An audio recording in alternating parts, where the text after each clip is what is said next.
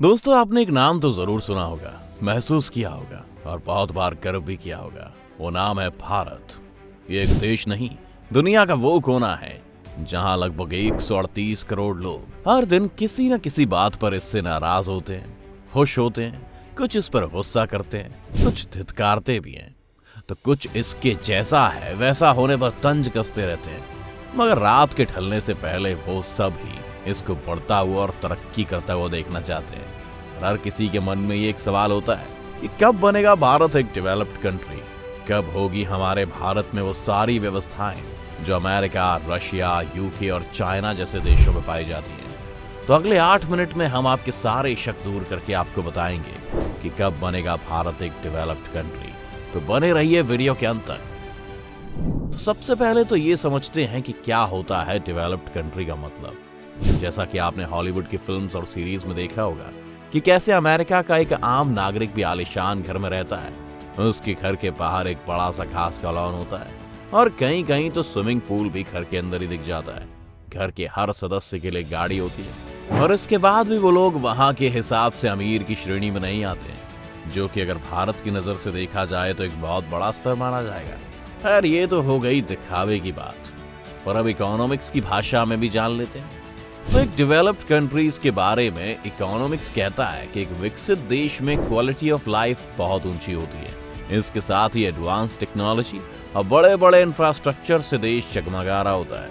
इसके अलावा जीडीपी को भी इसका मापदंड माना जा सकता है।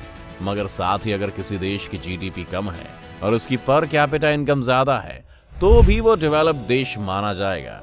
अब उदाहरण के तौर पर देखें तो भारत और यूके की जीडीपी लगभग बराबर ही है, मगर इन दोनों देशों की पर कैपिटा इनकम में जमीन आसमान का अंतर है। जहां भारत में एक व्यक्ति के खरीदने की क्षमता $6,390 है, वहीं यूके में ये फिगर $47,620 है, क्योंकि भारत से लगभग 8 गुना ज्यादा हो जाती है।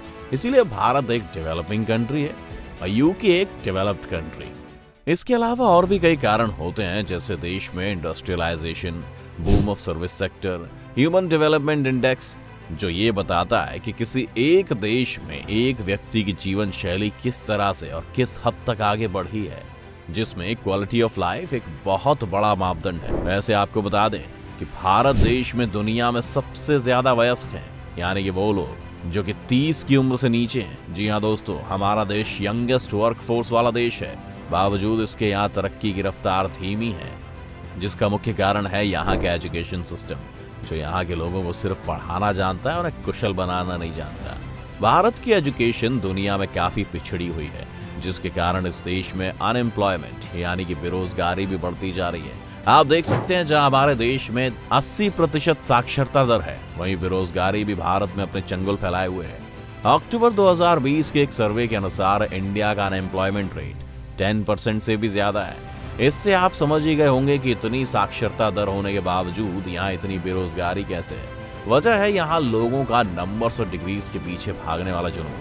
हमारे देश का एजुकेशन सिस्टम आपको सिर्फ डिग्री दिलवाने में सक्षम है, मगर नौकरी के लिए जो स्किल्स चाहिए होती हैं उसकी बात तो दूर दूर तक नहीं होती।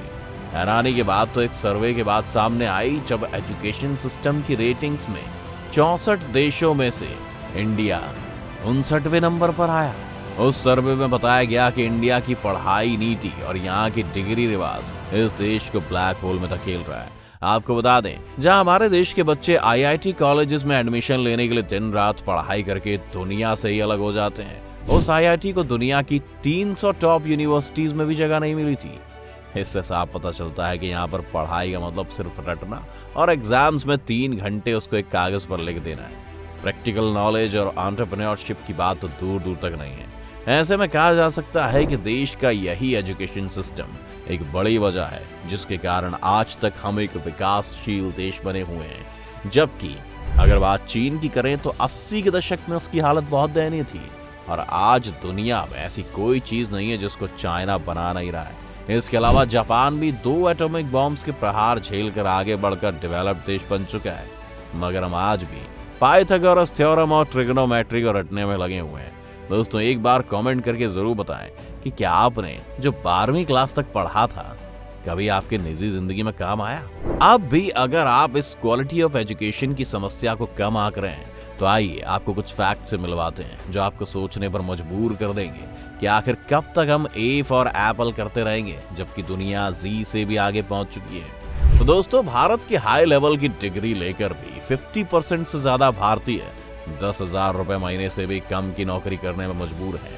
और यहीं आपको बता दें कि यूएसए में मिनिमम वेज रेट यानी न्यूनतम श्रमिक आय $7.25 प्रति घंटा है। मतलब अगर 8 घंटे भी दिन में काम किया तो 4,000 रुपए से भी ज्यादा बैठती है।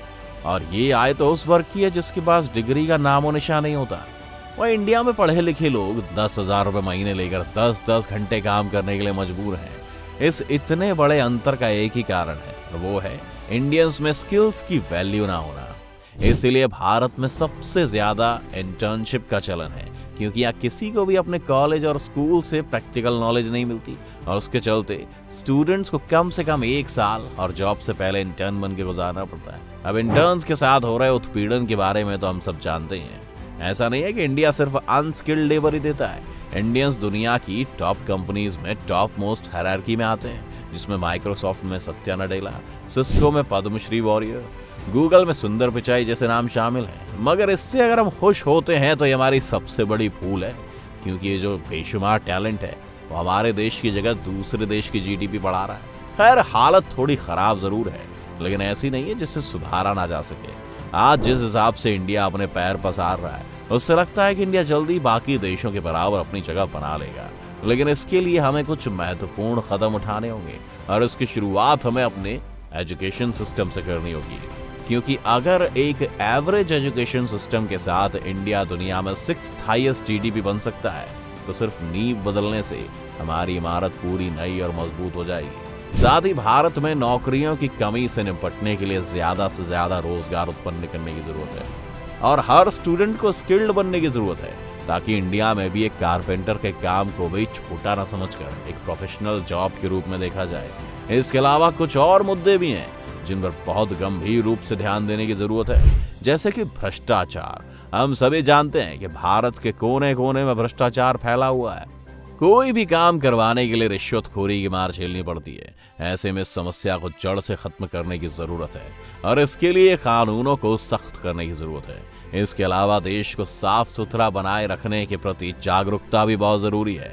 भारत में हर कोई कहीं भी थूक सकता है और कहीं भी पेशाब कर सकता है। हर इलाके में कूड़े का ढेर देखा जा सकता है। आप आसानी से कचरे के खाली डिब्बे के पास कूड़ा फैला हुआ देख सकते हैं। ऐसे में जरूरत है हर नागरिक को जिम्मेदार बनने की। साथ ही भारत में ऐसा कोई कानून भी नहीं है जो कभी सख्ती से लागू किया गया हो, इसलिए लोग बड़े ही निश्चिंत होकर अपनी मनमानी करते हैं।